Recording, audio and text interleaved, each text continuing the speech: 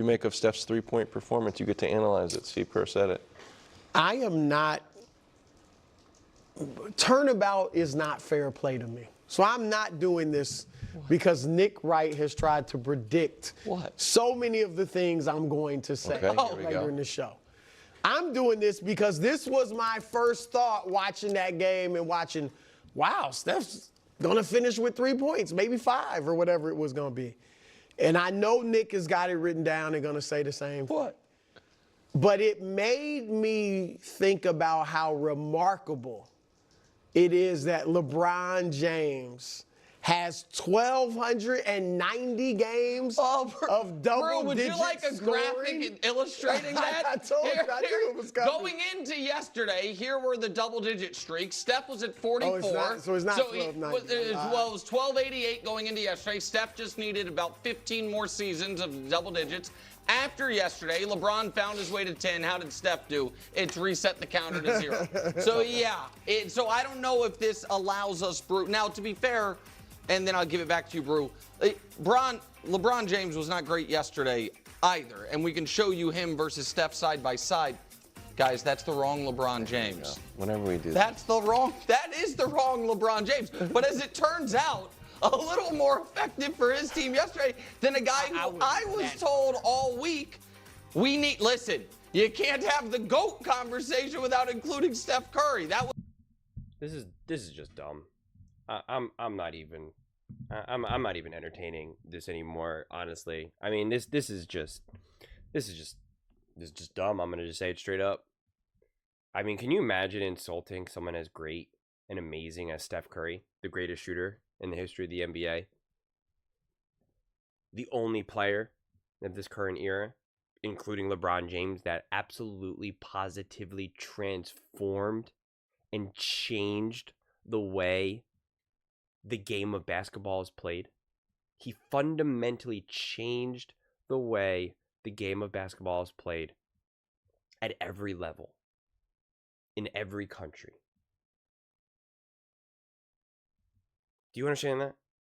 He changed the way it's played overseas. He's changed the way it's played at 10 years old. He's changed the way that it's played in the NBA, in the G League, in college. He transformed basketball. Men, women, boys, girls, Europeans, Latvians, Spanish, doesn't matter. Black, white, green, blue. And we're going to make fun of him because he had a bad game. And we're going to act like some streak of like how many times you score at least 10 points in a row means anything.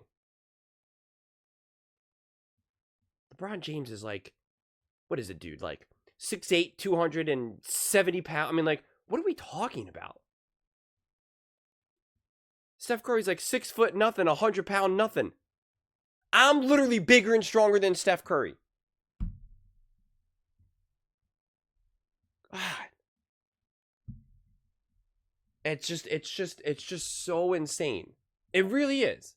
It really is. Imagine insulting someone and making fun of Steph Curry.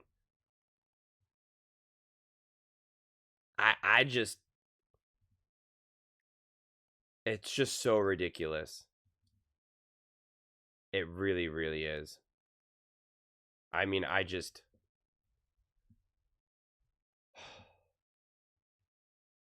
get wanting to be the heel and enjoying trolling people.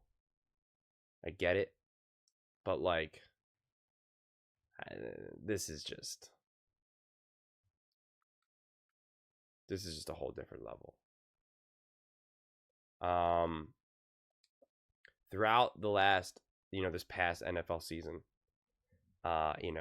Nick Wright kept crying wolf and complaining that, like, no player, no dynasty, no team has ever been more disrespected than the Kansas City Chiefs and Patrick Mahomes. And, he just kept saying that over and over and over. And this is ridiculous. I mean, like, it would be based off of, like, nothing. It would be based off of, like, oh, the Bills are favored, by 1.5 to win the game or something. And he's like, this is ridiculous. How dare this be? And then it was like, oh, the Eagles have better odds to win the Super Bowl than the Chiefs, like going into the conference championship game or whatever. And he's like, this is a disgrace. How could this be? No team has ever been more disrespected. Pretty sure the Eagles absolutely annihilated the Kansas City Chiefs. So was it disrespect or was it accurate? Yeah, exactly. And then we have takes like this. I mean, what's more disrespectful? Takes like this or just like basic math that the Eagles have better odds to win the Super Bowl than the Kansas City Chiefs? Or that this team is favored by 1.5, a gambling spread. I mean, it's just so ridiculous.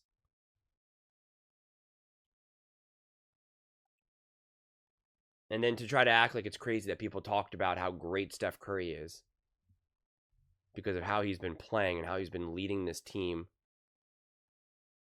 when LeBron James was able to win his game against the #1 team in the West, and he scored a whopping 19 points, and they were able to win by like 30 or whatever. Because Luka put up 30. You see the difference? You see what one has to do to win and compared to the other?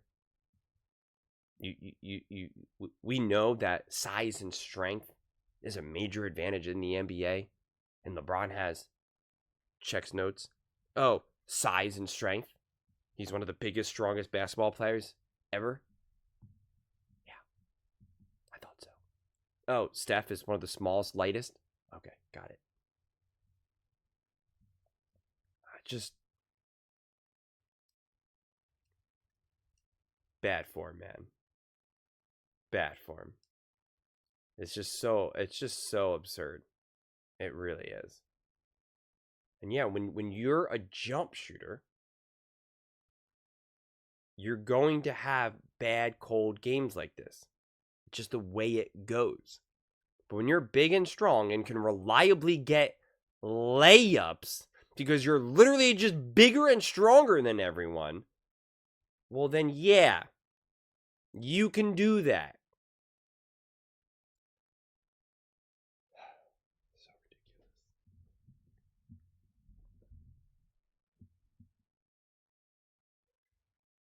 Oh, man. No. Those are just my thoughts. I'd absolutely love to hear yours. What do you guys all think about Steph Curry in the Warriors game versus the Rockets? Let me know in the comments below. I read every single comment. So whether you agree with me or disagree with me, either way, let's get in some discussions. Let's get in some fights. But ultimately, let's just have some fun. And please do consider subscribing. We are building an amazing community here, and I absolutely love to see you part of it. I want to build something that we all genuinely feel connected to. Something that we're really excited to be part of. I think we're on our way to doing it. And please don't forget to give this video a thumbs up, as it really does help the visibility and the algorithm. Thank you so much. See you next time.